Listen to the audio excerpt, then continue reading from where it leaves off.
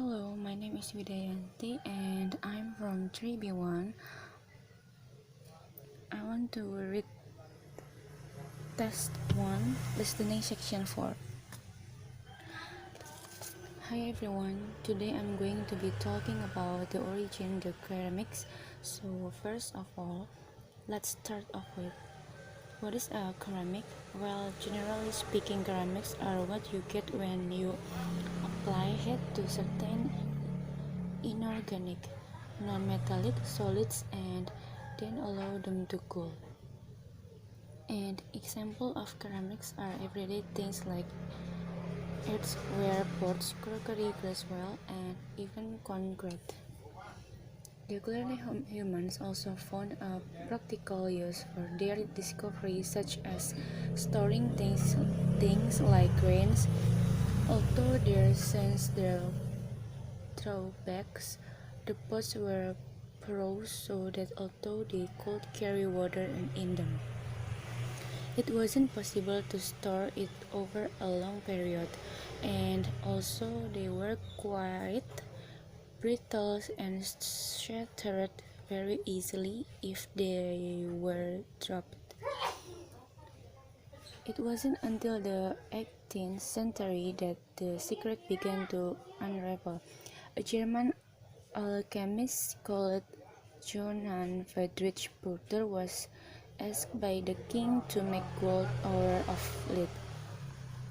Unfortunately, both followed to a sieve too, and son gave up. But in order to please the king, he attempted to make high-quality porcelain, and after many years of experimentation, he discovered that by adding quartz and a material called Chinese tar to very high quality clay, he managed to get the same result that the Chinese had been achieving for the last 1,000 years.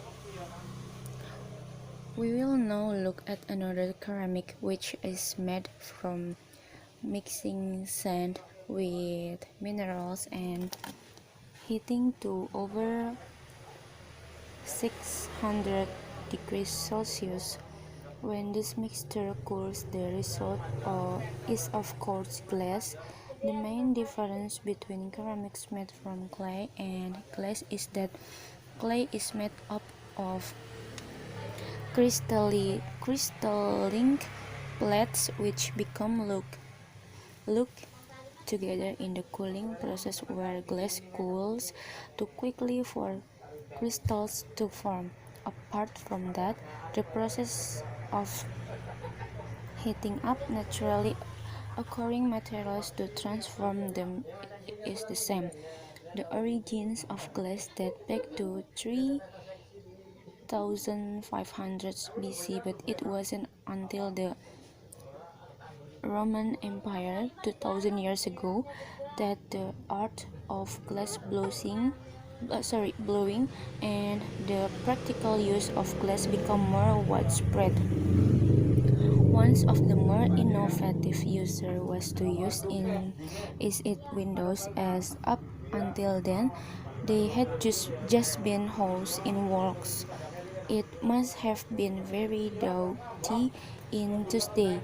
The Romans were also responsible for inventing concrete, and although the origin is uncertainly, experts think that this is largely due to the high level of volcanic activity in the area.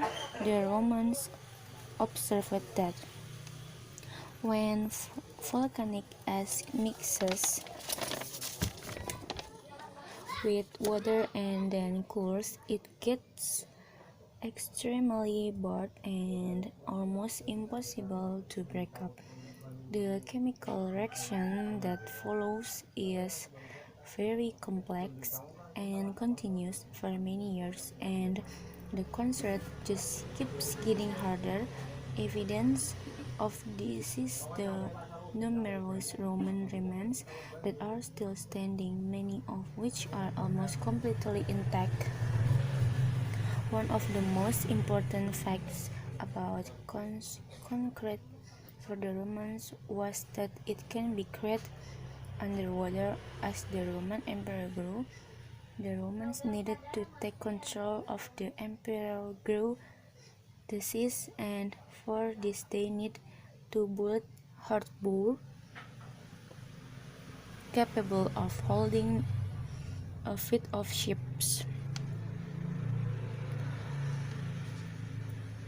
Pouring concrete mixture into the sea immediately started the hardening process, and rather than just dissolving in the mass of water, the substance was tough and long-lasting. This strange characteristic of concrete made a significant contribution to the success of the Roman Empire. Thank you.